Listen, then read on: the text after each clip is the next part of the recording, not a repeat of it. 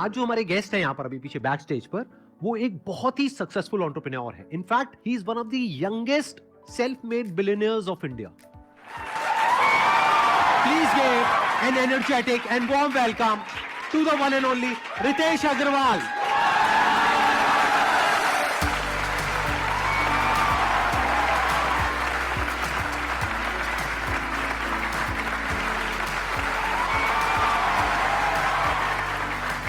Please बैठिए. How old were you जब आपने शुरू किया था? I started at 18 और कई बार मैं भी I used to feel down as well. तो मुझे पता है आप कई सारे और एंटरप्रेन्योर से मिलते हैं जिन लोगों ने बिजनेसेस बड़े समय से बनाए हुए हैं, बट मैं शायद आपसे पहला एंटरप्रेन्योर मिल रहा हूँ जो who has also grown up being motivated by you. So thank you so much. Good to know that. सबसे पहले तो आपसे ये समझना चाहूंगा कि आइडिया आपके माइंड में कहाँ से आया? देखिए, सबसे पहले तो मैंने कंपनी शुरुआत करी थी जब मैं जस्ट हाई स्कूल से बाहर निकला था. तो उस समय मैं इंटर्नशिप्स करने लगा था छोटी छोटी कंपनियों में कि एक वेबसाइट बनवा लीजिए, सोशल मीडिया पेज बनवा लीजिए एंड सो ऑन. तो उससे थोड़ी स्टाइपेंड मिलती थी और मुझे ट्रैवल करने का बड़ा शौक था. तो मैं यहाँ पे आनंद विहार ISBT से बस लेकर के कहीं पे भी, जहाँ पे भी बस लेकर के जा सके, चाहे उत्तराखंड हो, राजस्थान हो, हिमाचल हो, वहाँ जाने की कोशिश करता था. वहाँ पे रहने की जगह सारी महंगी होती थी, तो मुझे छोटी छोटी गेस्ट हाउसेस, हॉलिडे होम्स, इस तरह की जगह मिलती थी जिनको जनरली लोगों ने डिस्कवर नहीं किया होता था, पर आपको 300 रुपये, 500 रुपये, 800 रुपये में ठीक साफ सुथरा जगह मिल जाता था. तो मेरी शुरुआत इस चीज़ से हुई कि मैंने देखा कि ये सारी जगह काफ़ी अवेलेबल हैं पर अननोन है एक तरीके से. तो उसको जो है मैंने एक वेबसाइट में डिस्ट्रीब्यूट करना शुरू किया कि इन जगहों में अगर आप रहें, उत्तराखंड में, हिमाचल में, राजस्थान में, आपको सस्ते दाम में प्राइस पे जगह मिलेगी. उससे शुरुआत किया मैंने ओरेवल का. 1 साल तक वो बिज़नेस चलाया. वो बिज़नेस चला नहीं, क्योंकि सबसे बड़ी चैलेंज ये थी कि बुकिंग तो आप करवा लीजिए, पर सर्विस क्वालिटी मेंटेन होगा कि नहीं, उसकी जिम्मेवारी कोई नहीं ले रहा था. तो उसके बाद मैंने सोचा कि अगर यही सबसे बड़ा प्रॉब्लम है तो मैं इसी को सॉल्व कर लेता हूँ. तो जो पहली गेस्ट हाउस, कई सारे जो हमारे पास छोटे गेस्ट हाउस गुड़गांव में भी हमारे साथ जुड़े थे, उनमें से एक को मैंने कहा कि आप जो है, आपकी प्रॉपर्टी को मैं सर्टिफाई करूँगा, थोड़ी क्वालिटी इंप्रूव करूँगा जिससे आपकी ऑक्यूपेंसी बढ़े, और मैं जिम्मेवारी लेकर के हर 2-3 दिन आके आपकी प्रॉपर्टी चेक करूँगा, ऑडिट करूँगा, और पहले 1-2 महीना तो मैं ही आपका front office manager, check in, checkout, cleaning सब कुछ मैं ही देखूंगा. उनकी प्रॉपर्टी में टोटल ऑक्यूपेंसी 20% से कम चलती. सिर्फ शादियां जब होती थी साउथ सिटी 1 एरिया में गुड़गांव में, तब शादियों में उनकी प्रॉपर्टी यूज़ की जाती थी, उसके अलावा खाली रहता. तो उन्होंने कहा कि मुझे आप पे ऐसे तो भरोसा नहीं हो रहा है, क्योंकि अगर मैं लगा हुआ हूँ इतने समय से और उसके बाद प्रॉपर्टी में ऑक्यूपेंसी नहीं आ रही, तो आपके आने पर कैसे ऑक्यूपेंसी बढ़ जाएगी. पर ठीक है, मेरा जितना अभी सिचुएशन इतना बुरा ऑक्यूपेंसी का, इससे बुरा तो और हो ही नहीं सकता, जो होगा इससे बेहतर ही होगा. तो चलो, आपको मैंने कुछ महीने के लिए प्रॉपर्टी दी, आप चलाइए, देखिए क्या होता है क्या नहीं होता है. अब उस प्रॉपर्टी में हमने 3 चीज़ें करी. सबसे पहला चीज़ हमने ये किया कि मैंने जाकर के ऑनलाइन वेबसाइट्स में देखा कि कौन सी प्रॉपर्टी टॉप रैंक में आती है बजट वाली. मैंने देखा कि उन सब की फोटोज़ और इंटीरियर्स अच्छे होते हैं. तो इंटीरियर्स में जो वाइट लाइट थी उसको इस तरीके का मैंने वार्म लाइट से रिप्लेस कर दिया और 2-3 पेंट लगा दी.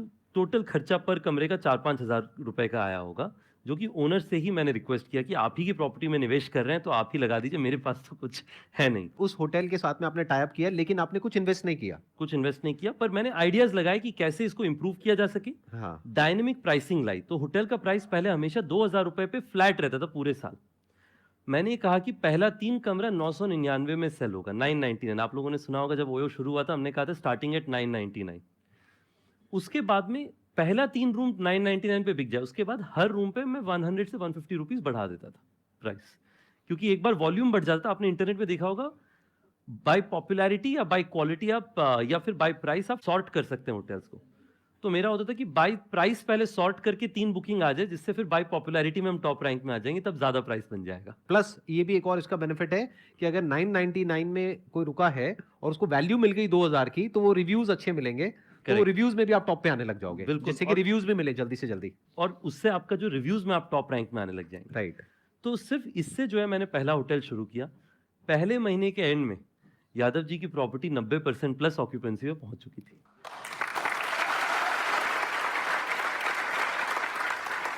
This was your first success. This was the if we first talk success. about success. First real success was this hotel getting this occupancy. और इंडिया में जो है अच्छी स्टोरी बहुत जल्दी फैलती है वर्ड ऑफ माउथ से. तो लोगों ने कहा अच्छा ये यादव जी की प्रॉपर्टी के बाहर बड़ी गाड़ियां लगने लगी हैं, कस्टमर्स आने लगे, कैसे आने Right. लगे? हाँ, तो लोगों ने कहा कि अब तब लोग ओयो नई ब्रांड थी, लोग कह नहीं पाते, तो लोग कहते थे ये योयो से अटैच किया इन्होंने, हाँ, तब से इनका I काम बढ़ गया understand. है। हाँ, तो लोगों ने कहा कि आप योयो से फोन करिए हाँ, और आपका होटल भर जाएगा। तो वो वर्ड ऑफ माउथ जो है, उससे हमारे वो एक होटल से आज हमारे दुनिया भर में 1,40,000 प्रॉपर्टीज हैं, जो धीरे धीरे करके हमने फिर स्केल किया। लोग हमेशा स्टार्टअप्स में कहते हैं कि आपको आईआईटी से होना चाहिए, आईएम से होना चाहिए, Right. आईवी लीग से होना चाहिए। ये बहुत लोगों के नोशंस हैं एक इस नोशन तरह होता के, है। राइट। मैं तो कहीं से किसी भी बड़ी कॉलेज, मैं तो कॉलेज ही नहीं गया, मतलब बड़ी कॉलेज तो दूर दूर की कॉलेज बात है। आपने अपना करा भी नहीं? मैंने बिल्कुल, मैं तो मेरी स्टोरी तो ये मैं है और कि आप दोनों 12th पास हैं मतलब? हम दोनों 12th पास हैं।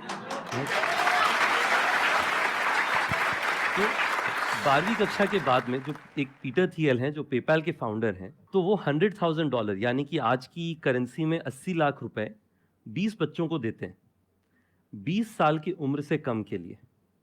कंडीशन ये है कि आपको कॉलेज छोड़ देना है।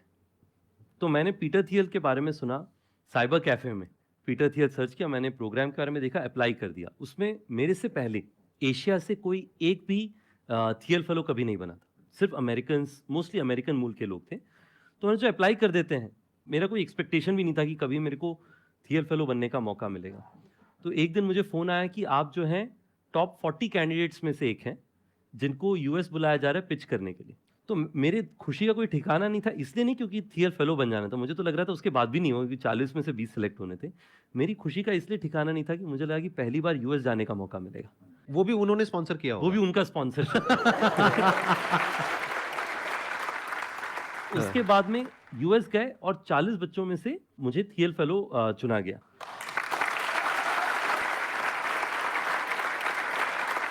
तो मतलब उस टाइम पे आपको $1 लाख मिले? $1 लाख मिले। वो मेरा पहला फंडिंग था एक तरीके से, बिना कोई स्टेक के। मैं इसके दो कारण से ये मैं आपको स्टोरी बता रहा हूँ। पहला ये है कि आपकी बैकग्राउंड क्या होती है उससे कोई फर्क नहीं पड़ता है। आप में हिम्मत है कोई चीज़ सीखने के लिए और कर दिखाने के लिए, उससे फर्क पड़ता है। और दूसरा कि आप ज़मीन में काम करने के लिए तैयार हैं कि नहीं है। क्योंकि कई बार क्या होता है, हम लोगों को ये लगता है कि अगर हम होटल के बिजनेस में हैं तो हम क्यों होटल ओनर कहीं हमें मना करके बाहर ना निकाल दे, हमें तो इस इंडस्ट्री के बारे में कुछ पता नहीं, कोई 2 सवाल पूछ लेंगे तो फेलियर हो जाएगी, रिजेक्शन हो जाएगा। उससे हमने बिल्कुल नहीं डरना है। अगर आपने स्टार्टअप करना है, उसका सबसे पहला मूल भाव ये है कि आपको अपने काम करने में शर्म नहीं आनी चाहिए। जो भी काम है, हर काम इज्जतदार है, उस पर you should be proud about it. अगर आप ये दो चीज़ करेंगे तो मुझे लगता है, एटलीस्ट मैंने ये अर्ली डेज से सीखा कि अपने काम पे इज्जत और फक्र होना चाहिए। बिल्कुल शर्म की बात नहीं है अगर आपको रिजेक्शन हो रहा है, नहीं हो रहा है। He was open for all kind of ideas. ये बहुत बड़ी क्वालिटी है एक एंटरप्रेन्योर की। अगर आपका दिमाग काम शुरू करने से पहले ही बंद है तो एंटरप्रेन्योरशिप बिजनेस आपके लिए नहीं है। यानी you must be open for anything and everything, क्योंकि कहीं से भी अपॉर्चुनिटी आ सकती है। अब देखो ना, इनको $1 लाख कहां से आया, जो कोई सपने में भी नहीं सोच सकता। ये खुद बता रहे हैं कि उस टाइम पे एशिया से और कोई नहीं था जिसने अप्लाई किया था। यानी कि आप पहले वो इंसान बने जिसको एशिया से ये ग्रांट मिला, right? If I am not wrong. बिल्कुल। ये क्यों हो पाया? क्योंकि इन्होंने अप्लाई करने के बारे में सोचा। क्यों सोचा? क्योंकि इनके दिमाग में था कि देखते हैं, हो सकता है हो जाए, हो सकता है ना हो, ट्राई तो करें। और फिर जब इन्होंने ये किया और फिर वहां से जब वो $1 लाख आया तो उसके बाद में तो सारे दरवाजे खुल गए एक तरीके से। बिल्कुल। क्योंकि जो इन्वेस्टर्स हैं उनकी भी नजरों में आप आ गए होगे, न्यूज में आए होगे। बिल्कुल। तो एकदम से जो होता है ना, एक रिकग्निशन चाहिए होता है शुरू में। क्योंकि इंडिया के अंदर कितने एंटरप्रेन्योर्स होंगे इनके जैसे, सोचो, लाखों। लेकिन उनमें से किसको मिली वो स्कॉलरशिप, या क्या कहेंगे, ग्रांट? हाँ, किसको वो ग्रांट मिला? इनको। तो इमीडिएटली जो पूरी इन्वेस्टर्स की कम्युनिटी होती है उन सबकी नजरों में आ गए कि इनको ग्रांट मिला है तो जरूर कुछ ना कुछ होगा, राइट? बिल्कुल बिल्कुल। अगर आप में से किसी के भी माइंड में कोई क्वेश्चन है तो आप पूछ सकते हैं। सर मेरा पैकिंग और डेकोरेशन का काम है। किनारे बाजार चांदनी चौक में मेरी शॉप है। और मैं चाहता हूँ ना कि उसे पार्टनरशिप के साथ किया जाए या कई सारे लोगों की टीम बना के किया जाए। लेकिन मेरे पापा ना चाहते हैं कि तू खुद ओनरशिप कर, मतलब कि लोगों को बस एज अ एम्प्लॉय रख और ये काम कर। तो इसमें मुझे क्या करना चाहिए? मेरा सुझाव 2-3 चीज़ें हैं। सबसे पहले तो जब मैं अपनी कंपनी शुरू कर रहा था, मुझे कई लोगों ने कहा कि रितेश आपकी फैमिली मानेगी? मेरे जो पहले एंजल इन्वेस्टर्स थे, उन्होंने एक्चुअली कहा कि मुझे आपके फादर से मिलना है कि वो आपको काम करने देंगे, आपको कॉलेज भेज देंगे बीच में, हमारे इन्वेस्टमेंट के बाद में। तो सबसे पहला मेरा सुझाव ये है कि आप अगर पार्टनर्स लेके आएंगे या टीम लेके आएंगे या क्लाइंट्स लेके आ रहे हैं तो उन्हें आपको कन्विंस करना पड़ेगा। जी सर। तो आप ये समझिए कि आपका पहला क्लाइंट या पहला पार्टनर जो है आपके फादर है। आपको अपने फादर को कन्विंस करना पड़ेगा ये कहने के लिए कि आपको पार्टनर लेकर के आना है। ठीक है। चैरिटी बिगिंस एट होम, ये पहला है। दूसरा, आप अपने फादर को एक बार जब कन्विंस कर लीजिए, पैरेलली आपको अच्छा पार्टनर खोजना पड़ेगा, क्योंकि sir. आपके फादर भी अगर कहेंगे किसी को पार्टनरशिप में ले आने के लिए, तो उनको जरूरी है कि वो अच्छा पार्टनर आए जो कि आके अपना बिजनेस को 2x करे। यानी 1 और 1 11 हुआ Yes, sir. तो 10% देने में हर्जा नहीं है, क्योंकि दोनों ही आगे बढ़ेंगे। और तीसरा जो मेरा सुझाव है कि आपके बिजनेस को जो है, आप एक ये बताइए कि कितना बड़ा आप बना सकते हैं अगर आप अपने पार्टनर्स को साथ लेकर के आए। जैसे कि शुरुआत में अगर आपका, मान लीजिए आपने फादर को कहा कि देखिए आज जो मेरे फ्लावर डेकोरेशन का काम है, साल का कितना हो जाता होगा आपका टर्नओवर लगभग? सर अभी तो फिलहाल एक्चुअली क्या है, अभी तो सिर्फ शॉप है।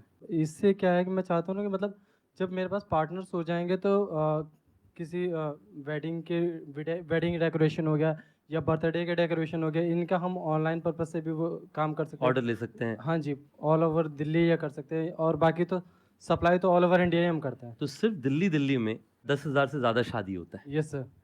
अगर आपको वो बिजनेस करना है तो आपको ये सोचना चाहिए कि उसके लिए आपको कौन सी स्किल्स चाहिए। आपको स्किल चाहिए कोई वेडिंग इंडस्ट्री से हो, जिसके पास एबिलिटी हो कि सारी वेडिंग हॉल्स में उनकी जान पहचान हो, जो आपको फ्लावर्स दिला सकें। Yes sir. आपको स्किल चाहिए फ्लावर सोर्सिंग में, कि आपकी मार्जिन तभी बनेगी जब आपको फ्लावर सही Yes, sir. रेट पे मिले।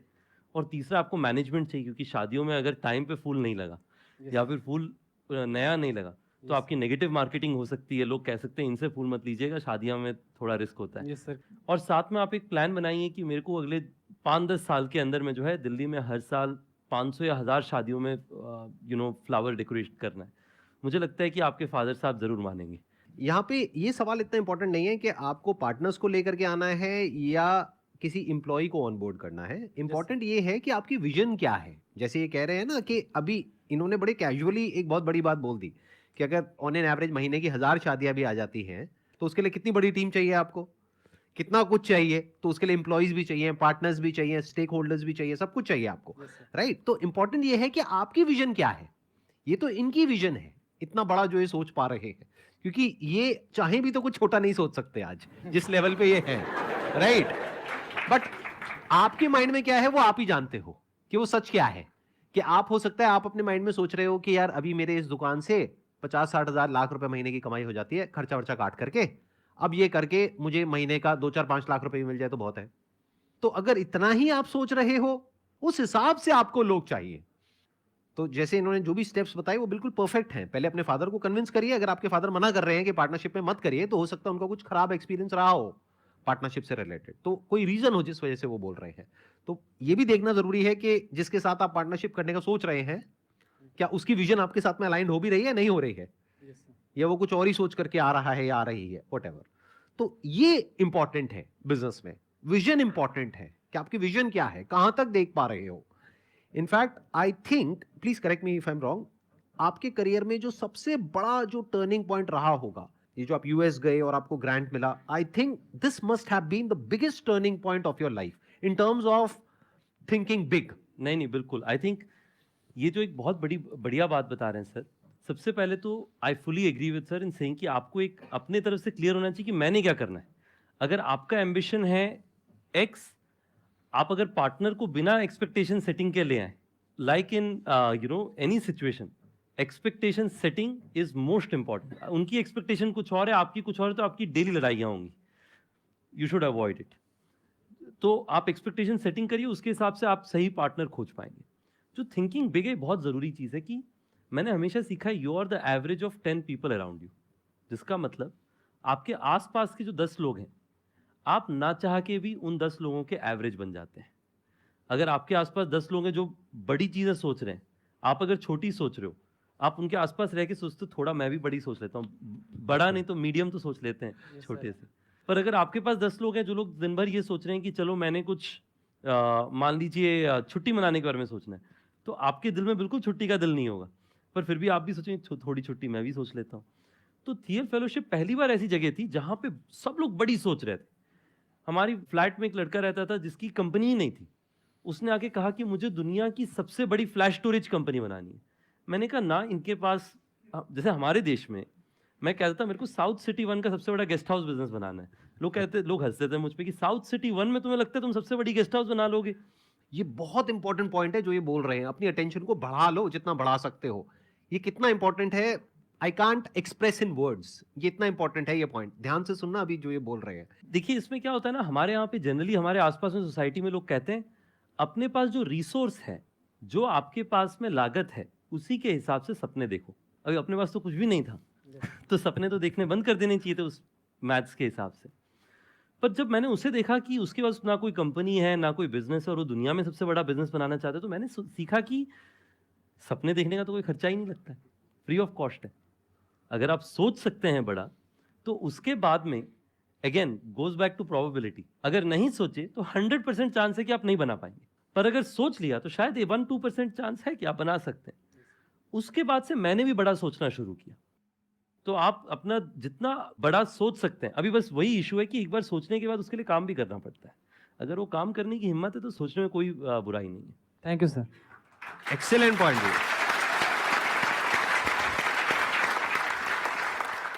सर जैसा आपको देख के लग रहा है, जो मेरे को फील हो रहा है, आप बहुत कूलर काम पर्सन है। एंड जिस हिसाब से आप बता रहे हो कि आपने ऐसे बिजनेस कैसे स्टार्ट किया, तो लाइक अब कुछ पास्ट ईयर से हम देखते हैं जैसे ओयो के बारे में ऐसे मीम्स बनते हैं, या अभी फरवरी का मंथ आएगा तो वो सब स्टार्ट हो जाएगा। तो ऐसे स्टार्टिंग में थोड़ा हर्ट फील हुआ कि लाइक मैंने इतनी मेहनत करी एंड बिजनेस बनाया एंड उसको अब ऐसे बिजनेस को ऐसे मीम्स बन रहे हैं, या आपने सोचा कि चलो फ्री की मार्केटिंग अच्छी चीज़ है चलने देते हैं, या आप अब सोच रहे हो कि उसको बिजनेस को लाइक इमेज पॉजिटिव करनी चाहिए हमें, या मतलब ठीक है आपके लिए?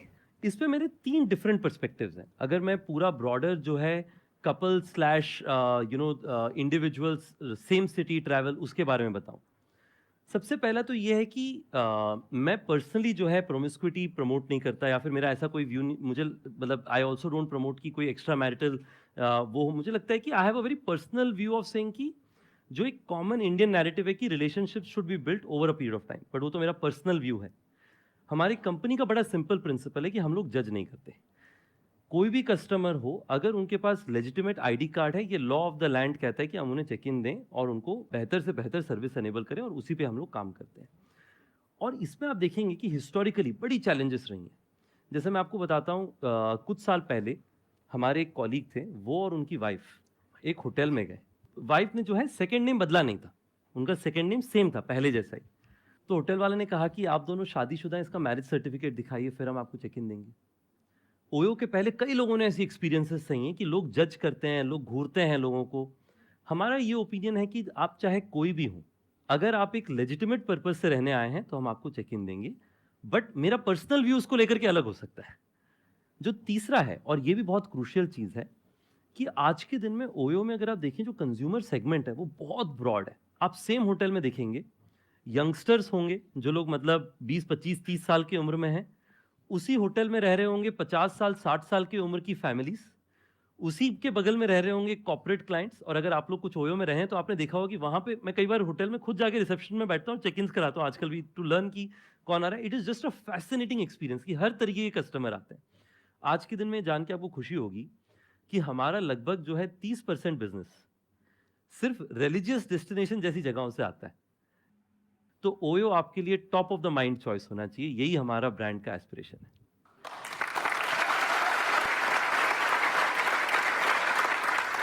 इंडिया में मुझे लगता है जो अगली जनरेशन की बिजनेसेस होंगी वो हम जैसे लोग चलाएंगे, और मेरा होप ये है कि आगे चल करके आप में से कुछ लोग मुझे मिलें और कहें कि रितेश, आपसे मैं मुलाकात किया था सर के साथ में एक समय, और आज मैंने इतना बड़ा बिजनेस अपना खुद का बनाया। मेरा होप है कि इस डिस्कशन का आपको वैल्यू हो, जो लोग वीडियो में सुन रहे हैं उनके लिए भी। और last but not the least, मुझे ये लगता है कि इन कॉन्वर्जेशन से मुझे खुद को भी एक चीज़ सीखने को मिलती है कि to be close to your roots. जब मैं वापस अपने बारे में सोचता हूँ कि कंपनी में जब भी कुछ गलत होता है वो तब होता है जब मैं अपने रूट से बदलता हूँ। जैसे for example openness to new ideas. मैंने देखा है जब भी हमारी कंपनी में कुछ गलतियाँ होती हैं तब होती हैं जब मैं नए आइडिया से ओपन होना बंद हो जाता हूँ।